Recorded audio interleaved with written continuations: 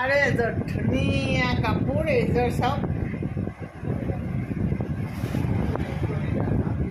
কেনেকুৱা একদম পাতটো যেন আপোনাৰ এমব্ৰইডাৰী কৰিছে এনেকুৱা লাগিছে। গোটেই গাতে আছে বেঙুনীয়া ফুলটো আৰু আপোনাৰ এইটো ৰিনেৰে মীনা কৰা।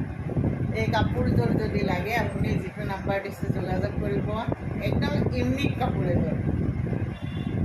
আৰু আজি শালৰ পৰা কাটি আনিছোঁ মেখেলাখন চাই লওক।